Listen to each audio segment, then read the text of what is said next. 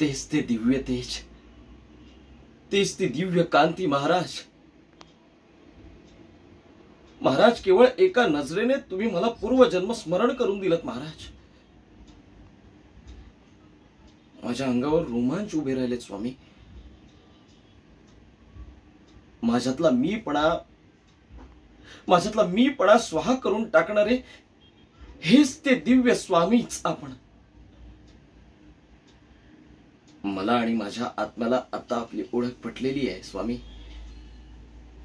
आता माझ्यावर कृपा करावी आणि माझ्या सोबत चालावे.